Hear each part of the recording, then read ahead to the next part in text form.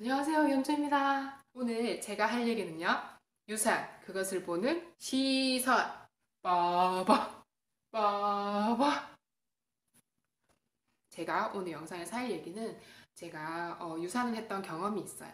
그 경험, 그리고 느꼈던 점, 이렇게 하니까 좋더라 라는 작은 팁? 이제 시간이 지나고 나서 다시 그때의 상황을 바라보는 저의 바뀐 시선에 대해서 얘기를 해보려고 합니다. 3년 전에 임신을 확인을 했어요. 너무 기뻐서 주변에 많이 알렸죠. 직장 동료들한테도 알리고 가족들한테도 알리고 해서 축하를 정말 많이 받았어요. 심장 소리를 들어갔는데 아기 집이 이렇게 커져 있고 안에는 텅 비어 있는 거예요. 그래서 의사 선생님께서 아무래도 유산의 확률이 지금 높다. 그래서 한 1, 2주 정도 지켜보고 아이가 보이지 않으면 수술을 해야 한다라고 얘기를 들었는데 현실을 받아들이기가 너무 힘든 거야. 뭐 블로그나 카페 이런 데 막 뒤져보고 처음엔 안 보였는데 나중에 지나서 아이가 반짝반짝 보여가지고 아이를 출산했다, 지금 내 아이다 라는 글을 몇 개 본 거예요. 그래서 희망이 생기는 거죠. 나도 혹시나 이런 경우이지 않을까? 주변 사람들한테 지인들에게 물어가지고 잘한다 잘한다 하는 의사에게 진료를 보러 예약을 합니다. 가서 진료를 받는데 역시나 마찬가지로 의사 선생님께서 이건 거의 유산이 확실하다. 그 계류유산이라고 해서 아이를 임신을 했는데 태아나 배아가 뱃속에 있는 상태에서 임신이 종결되는 것. 계류유산이라 하거든요. 이 의사분은 굉장히 쿨한 성격의 의사분이셨어요. 그래서 어머니 이거 굉장히 잘 된 일이에요. 지금 되게 당혹스럽고 슬프겠지만 어떻게 보면 아이가 염색체 이상이나 여러 가지 원인으로 인해서 몸이 굉장히 약하다는 뜻이기 때문에 이 아이가 경거히 얼마 안 되는 확률로 태어나더라도 엄마 아빠가 굉장히 힘드셨을 거예요. 라고 말씀해 주셨는데 그 상황에는 제가 너무 그 얘기가 전혀 받아들일 수가 없는 거예요. 어떻게 저렇게 얘기를 하지? 속상한 거예요. 해서 제가 임신 사실을 알렸던 지인들한테도 연락하고 가족분들한테도 알리고 그거를 전달해야 하는 게 굉장히 힘들었던 그런 시기. 수술은 소파술이라고 해서 안에 이제 죽은 배아 안에 이제 임신이 됐을 때 생기는 뭐 막이나 이런 거를 빼내는 수술을 하는데 수술은 수면 마취로 진행했어요. 수면 마취 주사를 맞고 그리고 자고 일어나니 수술이 끝난 상태였죠. 당시에 유착될까봐 유착 방지 주사 뭐 그리고 영양제 이런 최선을 다했어요. 내가 몸을 다시 원상태로 돌아가기 위해서 몸조리 잘해야 돼요. 이른 시기에 유산을 하더라도 임신 전보다 유산했을 당시에도 자궁이 더 커져 있는 상태래요. 자연스럽게 분만을 하고 나면 자연스럽게 자궁이 수축이 되는데 그렇지 않은 방법으로 유산이 됐기 때문에 비생리적인 방법으로 자궁이 수축이 되는 거죠. 출혈이 있을 수도 있고 그리고 분비물이 많이 나올 수도 있고 자궁 수축이 되면서 통증이 있다는 분도 많으시더라고요. 저는 약간 생리통 정도 그런 통증이 있었던 것 같아요. 한약도 많이 드시잖아요. 하고 나면 유산 후에 몸을 잘 케어할 수 있는 한약을 드시는 것도 괜찮은 것 같고 저도 한약 먹었거든요. 그리고 3개월 안에 다시 임신을 하게 되면 유산을 할 확률이 높기 때문에 3개월 안에는 피임을 꼭 해주셨으면 좋겠습니다. 몸조리 못지않게 마음조리를 해주셔야 돼요.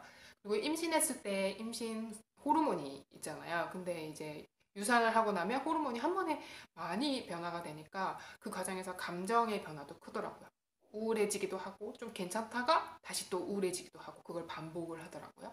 막 파도처럼 휩쓸려 오는 감정을 애써 느끼지 않으려고 회피를 하게 되면 그렇다고 해서 그 감정이 없어지진 않더라고요. 그 오히려 더 오래 가고 곪기도 하고 그래서 그 왔을 때 당시에 많이 슬퍼해 주시고 잘 보내주시면 또 다른 즐거운 일이 잘 맞이할 수 있으니까 그렇게 해주시면 좋을 것 같아요.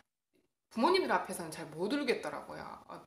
저보다 마음 아파하실 걸 아니까 잘 울지 못하고 이제 괜찮은 척 하는데 남편 앞에서 많이 울었던 그런 기억이 있어요. 몸조리는 다른 분들이 도와줄 수 있어요. 가족분들 도와줄 수 있는데 특히 마음조리는 남편분께서 1순위가 돼주셨으면 좋겠습니다. 대단한 무언가가 아니라 그냥 항상 옆에 그냥 가만히 있어 주시고 슬퍼할 때 같이 이렇게 동반자가 되어주시면 그것이 가장 빠르게 후유증 없이 마음조리를 할 수 있는 가장 좋은 방법인 것 같아요.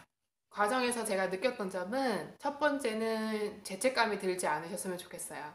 그 존재에 대한 미안한 감정? 내가 실수를 해서 아이가 혹시 잘못된 건 아닌가? 그런 생각을 하게 되더라고요. 시간을 가지고 생각해보면 여러분 잘못이 아닙니다.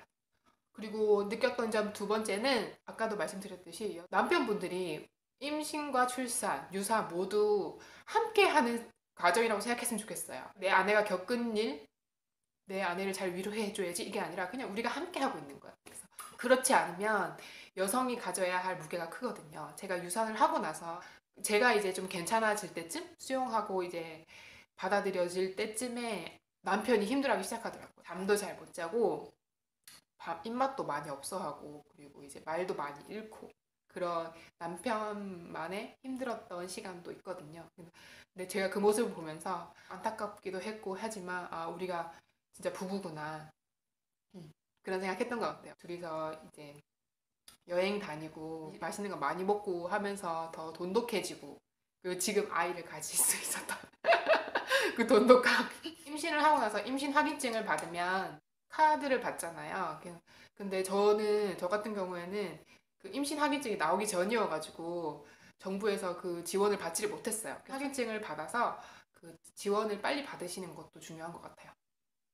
누군가가 그렇게 얘기하더라고요. 유산은 여자가 겪지 말아야 할 일 중에 하나다. 그만큼 마음이 아프고 슬픈 일이다라고 들었던 기억이 나는데 제가 유산했을 때는 그 감정이 너무 이해가 되더라고요. 진짜 겪지 않았으면 좋았을 것을 이런 생각을 했었거든요.